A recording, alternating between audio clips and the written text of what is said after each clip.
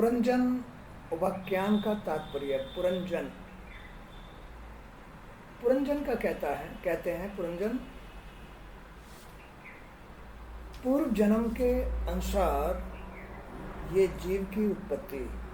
जीव पुरंजन, पुरंजन माने पूर्व जन्म के अनुसार जीव की उत्पत्ति। अब तुम्हारा जो ये जन्म हुआ है, जो इसमें जीव की उत्पत्ति हुई है, ये पूर्व जन्मों के अनुसार हुई है।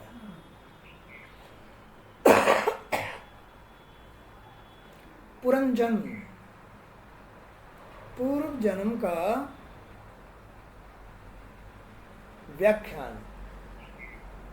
इसका तात्पर्य क्या है, इसका अर्थ क्या है, इसका मतलब क्या है? पुरंजन का, पूर्व जन्म का। प्राचीन वहीर ने देवऋषि नारद से कहा, प्राचीन वहीर ने देवऋषि नारद से कहा। प्राचीन वही एक ऋषि थे, मुनि थे। तो प्राचीन वहीर मुनिवर ने देवऋषि नारद से कहा, मेरी समझ में आपके द्वारा बताया हुआ ये सार समझ में नहीं आ रहा है। आप इतना मुझे ज्ञान दे रहे हो, लेकिन मेरी समझ में ही नहीं आ रहा कि आखिर ये सब चक्कर क्या है। विवेकी मनुष्य ही इसे समझ सकते हैं, ज्ञानी पुरुष ही इसे समझ सकते हैं, अज्ञानी पुरुष इसको नहीं समझ सकते।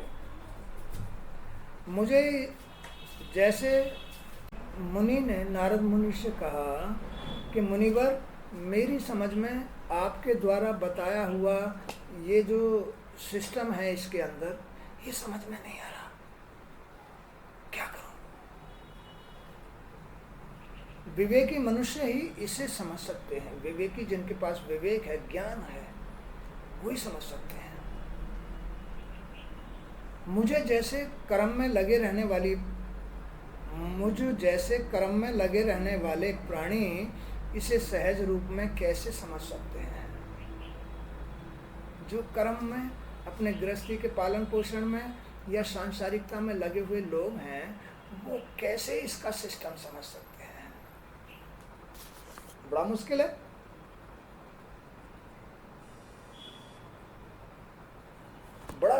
बड़ा मुश्किल है।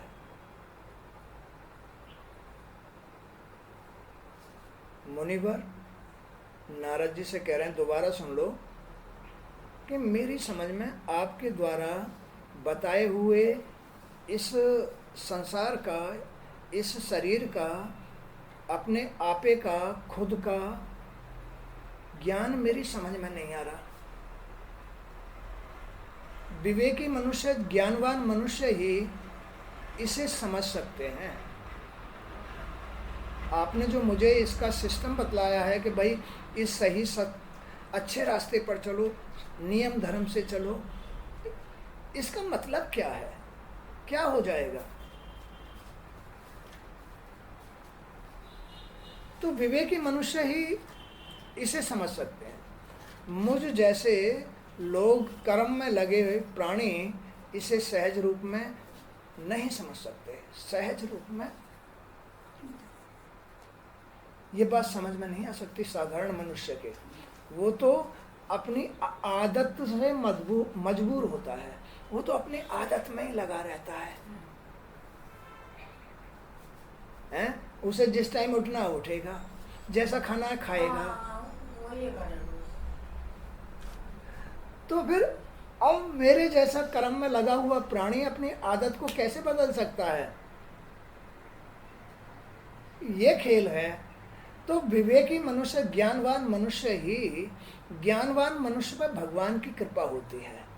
जिस पर भगवान की कृपा होती है, केवल वही इसे समझ सकता है।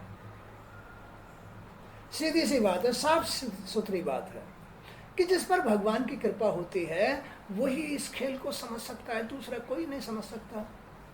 फिर भाई भगवान की कृपा से बाहर क्यों रहते हो? कितनी बड़ी गलत बात है, कितनी मूर्खता की बात है कि बगैर भगवान के तो पत्ता भी नहीं हिलता है, बगैर भगवान के तो विवेक नहीं आता और तुम्हारा जीवन नहीं सुधरता। फिर अपने जीवन को नरक में क्यों ले जा रहे हो, कुएं में क्यों डाल रहे हो? इसे समझने की कोशिश करो। इस बात को समझने की कोशिश करो, आखिर ये है क्या चीज, ये क्या चक्कर है जो टाले नहीं टलता है, जो समय से अपने आप हो जाता है। सुख भी समय से, दुख भी समय से और हानि भी समय से, सब कुछ समय समय से होती रहती है। ये क्या चक्कर है, इसे कैसे हम अपने कंट्रोल में करें, कैसे अपने वश में करें, इस बात को हर आदमी को समझ लेना चाहिए।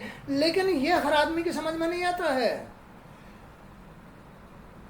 ये तो विवेकी मनुष्य के, विवेकी ज्ञानवान मनुष्य के समझ में आता है, जो भगवान की शरण में नियम धर्म के साथ भगवान को अपना बड़ा, अपना बूढ़ा, अपना भगवान, अपना इष्ट, अपना परमात्मा जिसने मान लिया है, जिसने उसको योग्य मान लिया है, बस वही उसकी शरण में रहकर के इस बात को समझ सकता है, दूसरा कोई भी नहीं समझ सकता। जा पे कृपा राम की हुई, तापे कृपा करे सब कोई।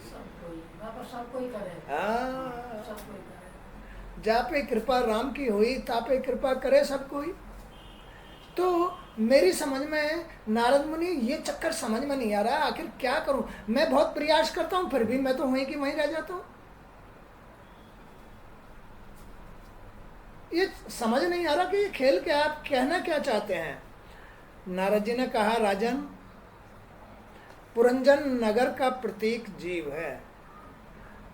जीव प्रारब्ध से तैयार हो करके ये जीव आया है। जीव माने ये रचना, यही जीव है। इसको चलाने वाला तो इसके अंदर ईश्वर है। लेकिन आखिर ये जीव क्या है? ये जीव है ये रचना, सांसारिकता। जो तुमने पीछे पूर्व जन्म में कर्म किए हैं, उनका संचय ये तुम्हारा शरीर है। चुन चुन के सही सही सही सही समय से ये सेट हुआ रखा है तुम्हारे शरीर में।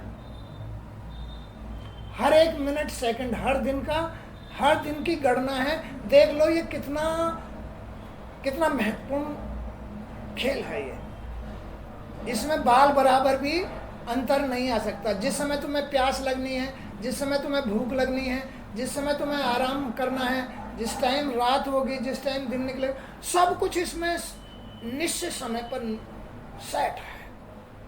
ऐसी है पुरंजन जीव की स्थिति। नारद जी ने कहा, राजन, पुरंजन नगर का प्रतीक जीव है। पुरंजन नगर, नगर यही तो नगर है। पुरंजन पूर्व जन्म का संचित जो कर्म फल है वही ये नगर है, जिसका प्रतीक जीव है। हमारा जी ऐसा ही तो होगा जैसा हमारा शरीर होगा। शरीर हमारा पूर्व जन्म से रच के आया है, तो जैसा हम पहले जन्म से शरीर रच के लाए हैं उसके अनुसार ही हमारा जी होगा। सबका जी अपने अपने शरीर के अनुसार होता है। शरीर पूर्व जन्म के अनुसार होता है। ये इस जन्म की बनाई हुई रचना नहीं है शरीर, ये पूर्व जन्म की बना। यहाँ जीव का सखा अवज्ञात, जिसे जाना न जा सके, ईश्वर का प्रतीक आत्मा है। अब जीव का तो मतलब तुम्हें समझा दिया, लेकिन एक जीव का एक मित्र और है इसके अंदर।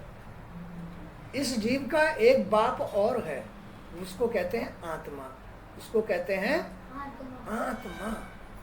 तो इसके अंदर जीव और आत्मा दोनों मित्र मित्र बन के रहते हैं, लेकिन एक दूसरे को नहीं पहचान पाते हैं। आत्मा तो जीव को पहचानती है, लेकिन जीव आत्मा को नहीं पहचान पाती है।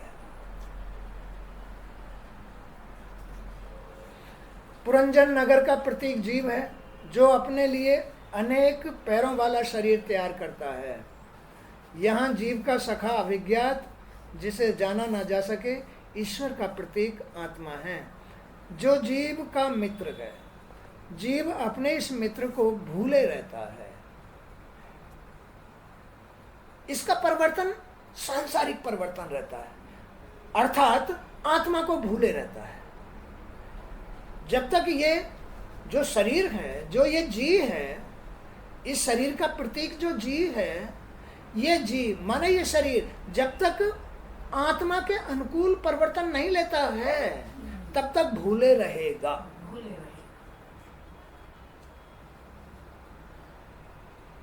इसलिए इसका परिवर्तन लो, समय से नहाओ, समय से उठो, समय से सो जाओ, समय से भगवान का ध्यान ज्ञान करो, तो ये भूल से मुक्त हो जाएगा। समय से भागवत सुनो, समय से हाथ से गाय को रोटी दो, दान करो, भीख भिखारी वाले को पानी पिलाओ, भोजन कराओ, या कहीं मंदिर जाओ, तीर्थ जाओ, समय समय से, तब ये सांसारिकता घटेगी, तब तुम्हारा ये जो जी है भगवान में लगेगा। और तुमने इन सब बातों को छोड़ करके जब संसार में ही अपना मन लगा रखा है, जी लगा रखा है, तो फिर ये भगवान को, आत्मा को भूले रहेगा, सच्चाई को भूल के रहेगा, अपने वास्तविक स्वरूप को भूल के रहेगा। भगवान ने यही शर्त तो इस जीव के साथ रखी है कि तुमको मैंने रच तो दिया, लेकिन तुम मेरा अंश हो, तुम मेरे जैसा ही स्वरूप हो, तुम अपने आप को मेरे जैसा बना लो। माने इस शरीर को कहा है, इस जीव को कहा है, इस मन को कहा है कि तुम अपना मन, अपना जी, अपना शरीर मेरे जैसा बना लो, तो तुम मेरे पुत्र हो जाओगे, तो तुम मेरी आत्मा हो जाओगी, तो तुम मेरे जैसे ही हो जाओगे। मैं ये चाहता हूँ, भगवान ये चाहते हैं। यही बात नारद जी मुनि को समझा रहे हैं। राजन,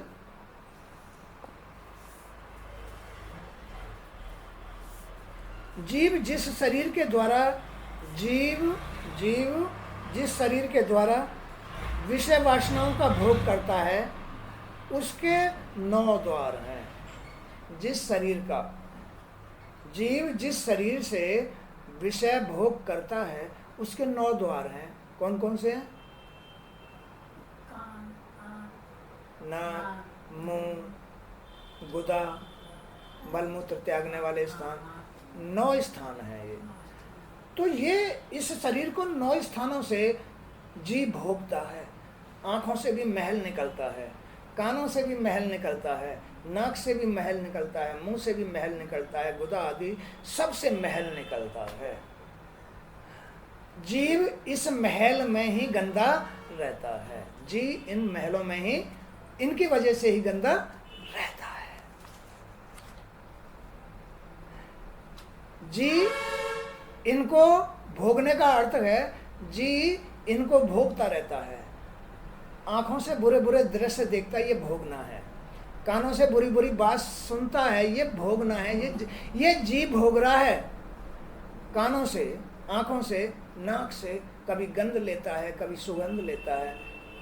इस जीव को कभी चटपटी चीज खाता है, कभी गोलगप्पे खाता है, कभी फलाना, कभी झमका, ये वो। तो ये जीव से भी, जीव से भी इस शरीर को भोग रहा है। त्वचा से इससे भी भोग रहा है, गुदा आदि इससे भी भोग, सब 9 द्वारों से इसको भोगता रहता है। इसलिए जी आत्मा नहीं है। जिस दिन इनको भोगना बंद कर देता है, आंखों से बिल्कुल सरल हो जाएगा, कोई आओ कोई जाओ। कानों से बिल्कुल एकदम स्थिर हो जाएगा, कोई कुछ भी कहो, कुछ कहते रहो भैया, मुझे सुनाई नहीं देता है। जीभ का स्वाद खत्म हो जाए, भैया जो मर्जी दे दो, बस ठीक है, ना दो तो भी मर्जी तुम्हारी। शरीर आदि 9 द्वारों को जब जीव इनका स्वाद चखना, इनका क्षणिक आनंद लेना बंद कर देता है, उसी समय जीव आत्मा बन जाता है। खुश नमस्ते नमस्ते।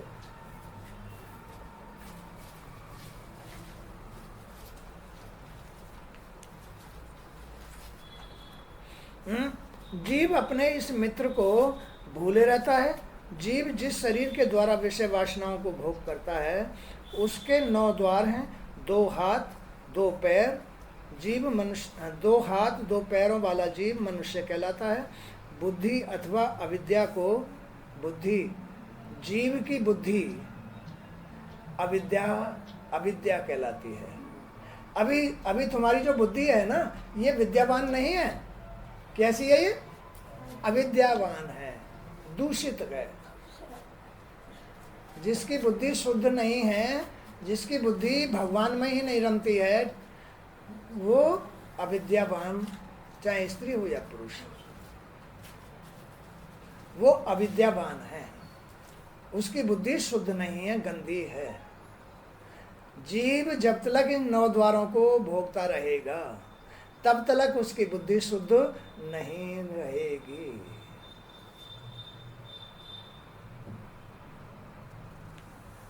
बुद्धि अथवा अविद्या को पूर्वजन्य नाम की स्त्री जानो, यही पूर्व जन्म की स्त्री है। बुद्धि ही पूर्व जन्म की स्त्री है। इसे अविद्या जानो, माया जानो। इसी के कारण इस शरीर में, इसी बुद्धि के कारण, इसी अविद्या के कारण, इसी पूर्व जन्म से तैयार हुई स्त्री के कारण इंद्रिय भोग की लालसा उत्पन्न होती रहती है। किसकी लालसा? बुद्धि की वजह से है। क्योंकि ये जी के अनुसार तैयार हुई, जी के अनुसार। जी तो सांसारिकता है, आत्मा नहीं है। जी तो सांसारिकता है। तो जब तक जी सांसारिक रहेगा तब तक उसकी बुद्धि विषय भोगों में रमी रहेगी,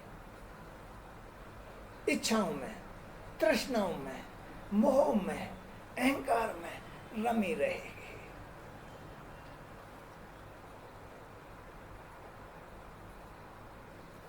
जी का खेल है ये। जब तक जी संसार में रमा है तब तक उसकी दशा ऐसी होती है कि उसकी बुद्धि अविद्यावान होती है। बुद्धि में विवेक या ज्ञान नहीं होता है, न रहता है। तब तक वो अपनी आत्मा को भूले रहता है।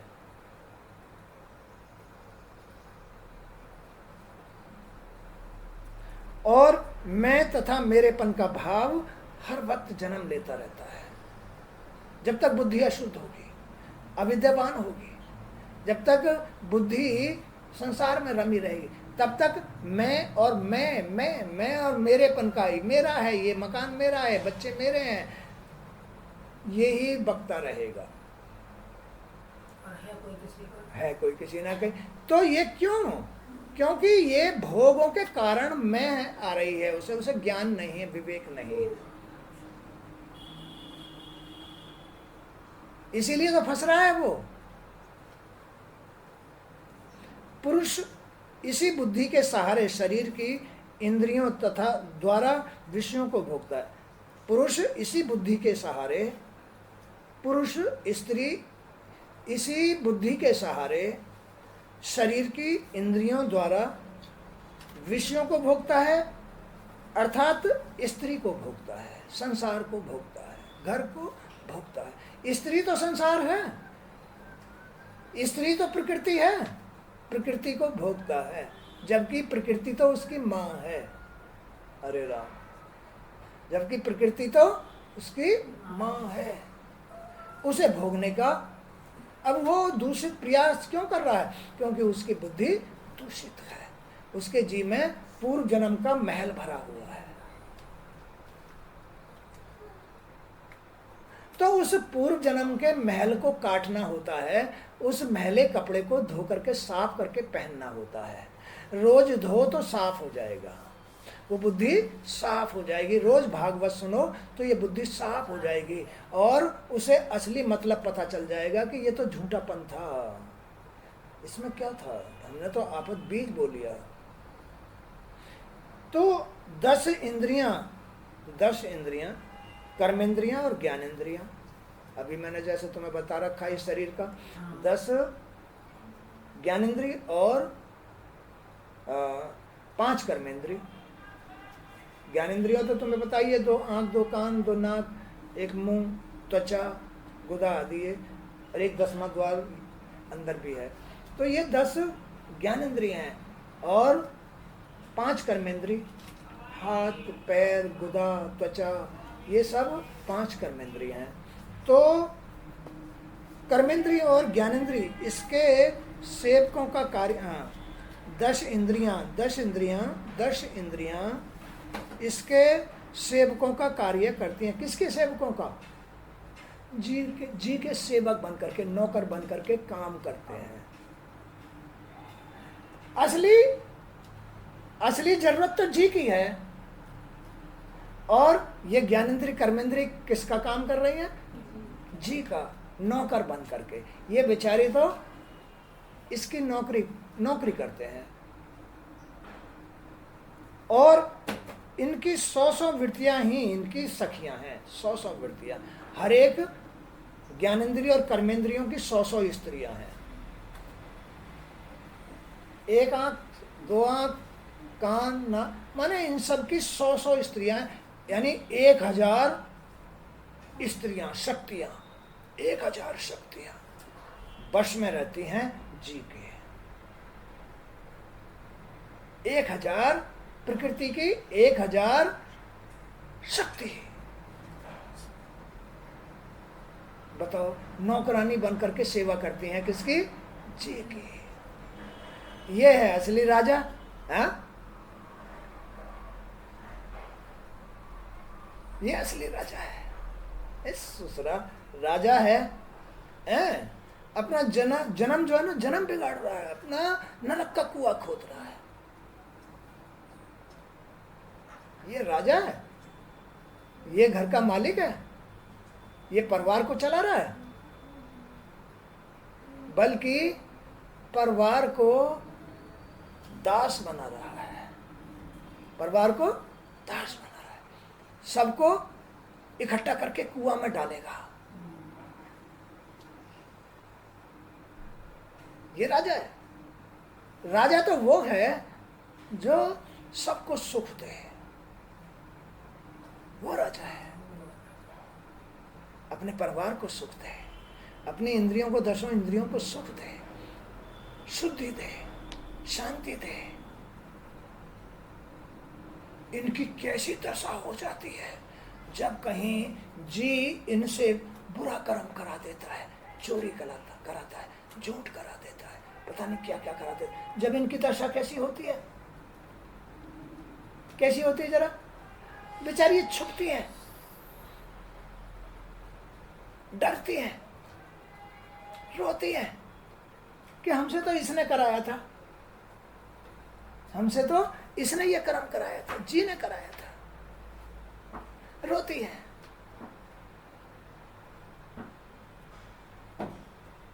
तो ये जी ही इनको सेवकों की तरह इस्तेमाल करता है।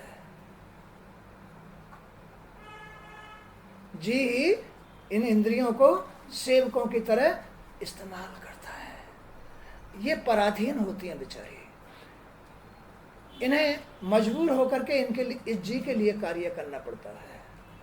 और ये जी, ये प्रारब्ध से रच के आया है, वो राक्षस बन के आया है। पीछे से ये जी राक्षस बन के आया है।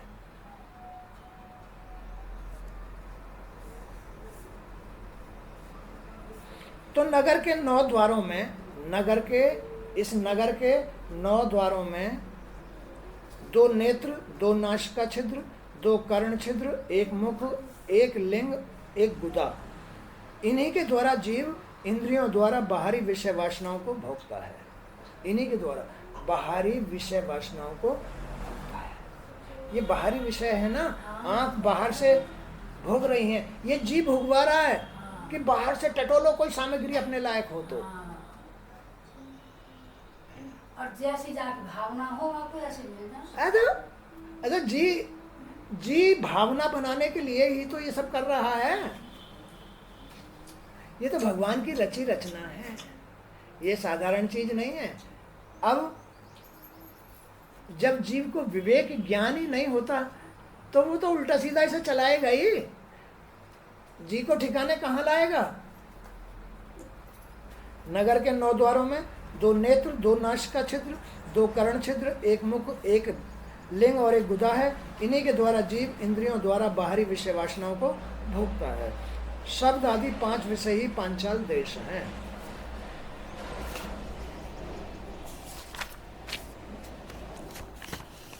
यह शरीर, ये जो शरीर है एक रथ है, रथ है जिसमें अंदर तो जीव बैठा हुआ है, अर्जुन बैठा हुआ है, और रथ को चला रहे हैं श्री कृष्ण। रथ को तो हाँक रहे हैं श्री कृष्ण, और अंदर राजा बन के बैठा हुआ है अर्जुन, अज्ञानी अर्जुन। अब श्री कृष्ण ने देखा कि ये तो मूर्ख ऐसे ही आनंद लेता रहेगा, मुझ पर रथ जुतवाता रहेगा। अब श्री कृष्ण ने उसे फटकारने की बजाय उसे ज्ञान देना शुरू कर दिया, भाई तू मूर्ख, तू मेरी शरण में आ जा, ऐसे काम नहीं चलेगा, मैं तुझे रथ में बैठा के कब तक घुमाता रहूंगा, हैं? ये तो अधर्म की बात है। तू शान से मतलब राजा बन के बैठा रहे और मैं तेरा रथ हाँकता रहूं, ये तो अच्छी बात नहीं है। तो इस शरीर का जो चलाने वाला है, वाहक है, वो तो भगवान है, आत्मा है, और ये जीव मूर्खता में इसके अंदर बैठा है, मूर्ख बनकर, अहंकारी राजा बनकर के इसके अंदर बैठा हुआ है जी। इसमें ज्ञानेंद्रिय रूपी 5 घोड़े जुटे हुए हैं। ज्ञानेंद्रिय ये घोड़े हैं, इनकी लगाम जब भगवान के हाथ में होती है सही रास्ते पे जाते हैं, आत्मा के हाथ में जब इनकी लगाम होती है सही रास्ते पे चलते हैं, जब जीव के हाथ में इनकी लगाम होती है तभी उल्टे रास्ते पर।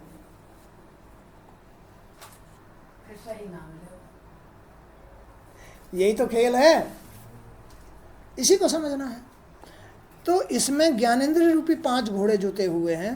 पुण्य और पाप, ये 2 प्रकार के कर्म इसके पहिए हैं। पाप और पुण्य, पाप और पुण्य इस रथ के 2 पहिए हैं। अब कैसे?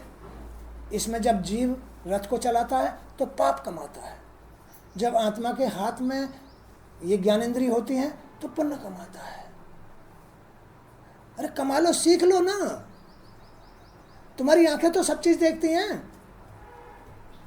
जब एक भीख भिखारी वाला आता है तो तुम्हारी ये आंखें, जब जी संसार में होता है ना, तो भिखारी वाले को दुत्कार देते हैं बस। और जब ये पुण्य, जब आत्मा के हाथ में ये ज्ञानेंद्रियां होती हैं, अरे कोई बात नहीं, बैठ जा भैया, मैं तुझे पानी पिलाती हूँ, बैठ जा, मैं तुझे भोजन कराती हूँ। तो ये खेल है। जब ये आत्मा के हाथ में इनकी लगाम होती है तो ये पुण्य कमाता है, और जब जी पाप आत्मा के हाथ में इनकी लगाम होती है तब ये पाप कमाता है। सीधा बैठ, सीधा बैठो, हाथ जोड़ के बैठो, आसन लगाओ, ये बात, हाथ जोड़ो, ये बात। खेल समझ में आ रहा है? आ रहा है खेल समझ में?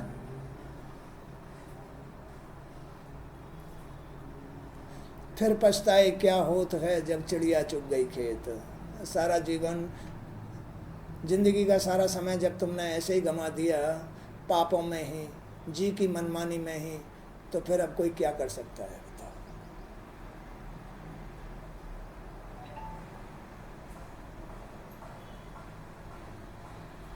जब जिंदगी ऐसी गंवा दी, जी पाप के साथ, जी पापी बनाई रहा, जी पापी बना रहा। बेचारे ये जो सेवक थे ना, इनको गलत गलत कर्म करने के लिए भेजता रहा, चलो ये कर्म करके लेके आओ और मुझे संतुष्टि दो बस। कानों से बुरी सामग्री मंगवाता रहा, आंखों से बुरी सामग्री मंगवाता रहा, जीभ से, गुदा आदि शरीर से कहाँ भागते रहती है।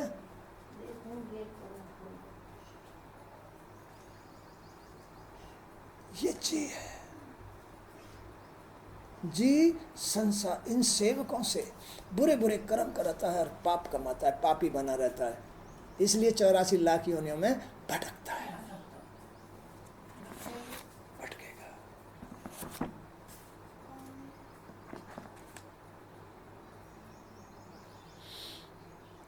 अब इसमें ज्ञानेंद्रिय रूपी 5 घोड़े जोते हुए हैं। पुण्य और पाप ये 2 प्रकार के कर्म के पहिए हैं। 3 गुण सत रज तम इसकी ध्वजाएं हैं। 5 प्रकार के प्राण इसकी डोरियां हैं, डोरियां। मन बागडोर है, असली बागडोर। बुद्धि सारथी है, बुद्धि सारथी है, सारथी माने उसकी स्त्री है, अविद्या है। हृदय बैठने का स्थान है, बीच में जहाँ आदमी गद्दी भूस पे बैठता है, तो हृदय बैठने का स्थान है।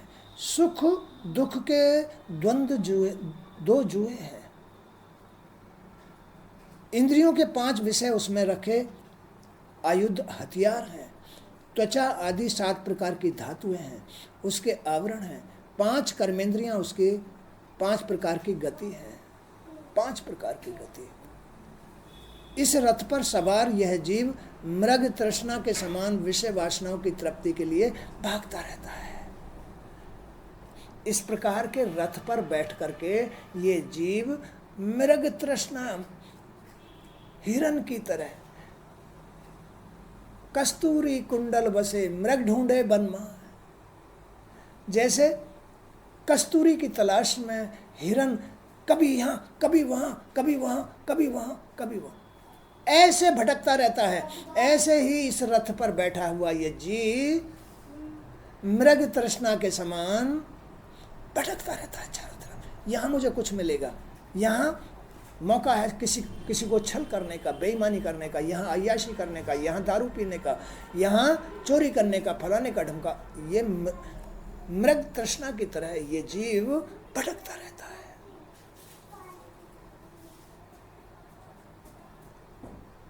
ऐसा है जी। अरे आत्मा को तो इन सब बातों की जरूरत ही नहीं है, उसके हाथ में तो सब कुछ होता है, उसे भटकना नहीं पड़ता, उसे अपना जन्म गंवाना नहीं पड़ता, उसे तो घर बैठे सब कुछ। आत्मा माने संतोषी, आत्मा संतोषी होती है, संतोषी सदा सुखी रहता है, सब कुछ मिल जाता है। जिस भाव के द्वारा काल का ज्ञान होता है, जिस भाव के द्वारा काल का ज्ञान होता है, वह समय ही चंड वेग है, भय। सांसारिक जो जीव इस रथ में बैठा हुआ है, बस ये कुकर्म करके भय पैदा करता रहता, भय, चंड वेग, काल, काल को पैदा करता रहता, काल काल काल। अब ये पता नहीं है कि तेरे सिर पे ही नाच रहा है ये सब कुछ, तेरे सिर पे ही नाच रहा है। उसके अधीन 360 गंधर्व वे दिन हैं, और उसके साथ मिथुन रूप में संयुक्त कृष्ण पक्ष और शुक्ल पक्ष की वे रात्रियां हैं, जिन्हें गंधर्वियां कहा गया है। ये बारी बारी से चलते हुए जीव की आयु को क्षीण करते जाते हैं। जीव की कितने 360 गंधर्व दिन, एक साल में 360 दिन होते हैं। इसमें कृष्ण पक्ष और शुक्ल पक्ष की रात्रियां होती हैं, कृष्ण पक्ष और शुक्ल पक्ष की रात्रियां होती हैं, जिन्हें गंधर्विया कहा गया है। तो इससे गंधर्वियां माने जो जीव की इच्छाएं पूरी करती हैं, वो रात्रियां गंधर्वियां कहा गया है। तो इस जीव को वो गंधर्वियां कहते हैं ना, वो यक्षिणी, वो सिद्ध कर लेते हैं, वो आदमी को मतलब सोना ला के देती है, चांदी ला के देती है, द्रव्य ला के देती है, विषय वासनाएं कराती हैं। ये वो गंधर्वियां हैं, ये गंधर्वियां हैं। और ये गंधर्वियां जीव को बाहर नहीं निकलने देती हैं, जीव को बाहर नहीं निकलने देती और काल के मुंह में डाल देती है। ये काल की गंधर्वियां हैं। काल अपना काम इनसे कराता है, जीव अपना काम इनसे कराता है, ज्ञानेंद्रियों से कराता है, कर्मेंद्रियों से कराता है, सेविकाओं से कराता है। अब जीव काल रूप हो गया, खुद ही काल रूप हो गया, उसके सिर पे काल मंडरा रहा। अब ये काल इसको फंसाने के लिए अपनी गंधर्वियों से काम कराएगा कि ये बाहर निकल ना जाए, ये बाहर ना निकल जाए, किसी तरह से चपर ना जाए, इसको फंसा लो पूरी तरह से। ये गंधर्वियां उसको फंसाती हैं। 360 दिन शुक्ल पक्ष कृष्ण पक्ष इनकी रात है, उनमें जो और बहुत सारी ऐसी गंधर्वियां हैं, माने कि जीव को फंसाने वाली डोरियां हैं, उनसे उसको फंसा लेती हैं, जकड़ लेती हैं, बिल्कुल खड़ा कर देती हैं। खड़ा हो जाए, यहाँ से डिगना मत। और बहेलिया काल उसको आराम से अपने जाल में फंसा लेता है। चल भाई, अंधे कुएं में चल, गिरने के लिए चल, मौत के लिए चल।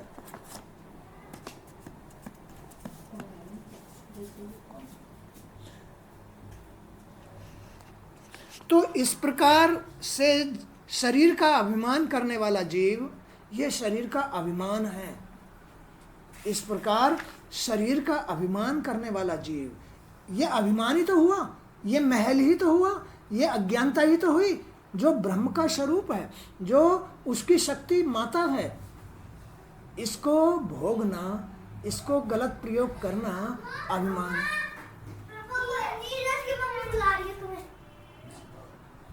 ये अभिमान कहलाता है। जीव को शरीर का अभिमान चढ़ा रहता है, पैसे का अभिमान, बच्चे का अभिमान, बल का अभिमान, शरीर का अभिमान चढ़ा रहता है।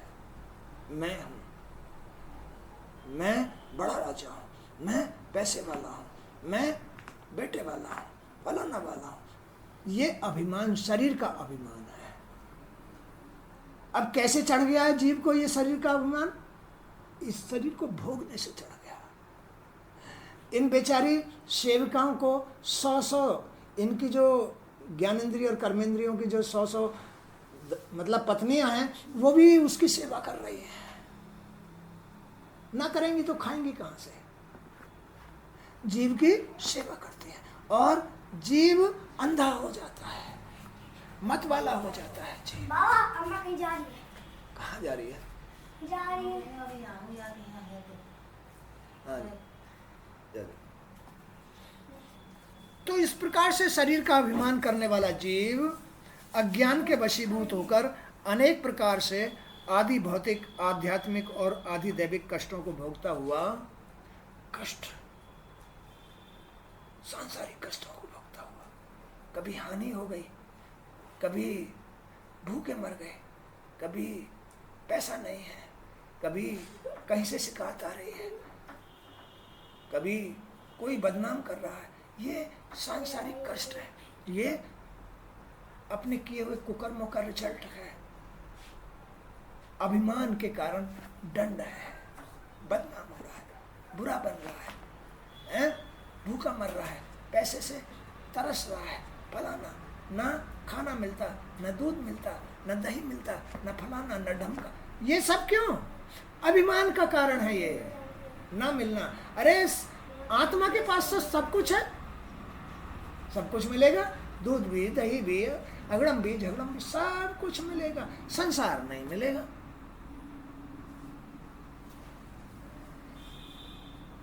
बाकी सब कुछ है, फिर भी आत्मा ही तो देती है। उस रथ में आत्मा भी तो बैठी है।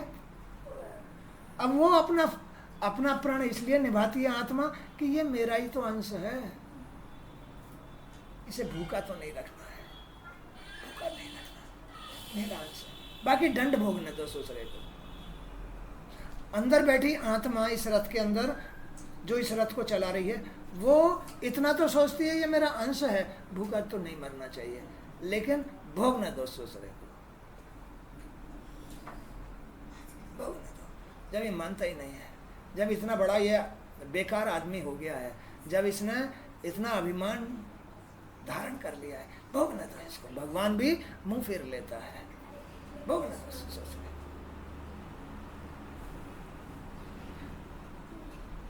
तो मनुष्य के जीवन में आने वाले दुख सुख निरंतर उसका पीछा करते रहते हैं, उस अभिमानी जीव का पीछा करते रहते हैं, उसके कर्मों के परिणाम बार बार पीछा करते रहते हैं। कहां जाएगा? इसी में है सब कुछ, सारा हाल ब्यौरा इतिहास इसी में लिखा हुआ है। उसके कर्मों का, अभिमान के अनुसार किए हुए कर्मों का फल उसका पीछा करते रहते हैं। कहीं तो मौका मिलेगा, कहीं तो दाम मिलेगा, वहीं दबोच लेते हैं। जरूरी नहीं है कि वो आज ही मतलब चितपट करते हैं, मौका देख करके दाम मार देते हैं किए हुए कर्मों का रिजल्ट। इसलिए आत्मा के साथ ही रहना चाहिए, अभिमान छोड़ के रहना चाहिए, अज्ञानता को दूर करके रहना चाहिए। अगर सांसें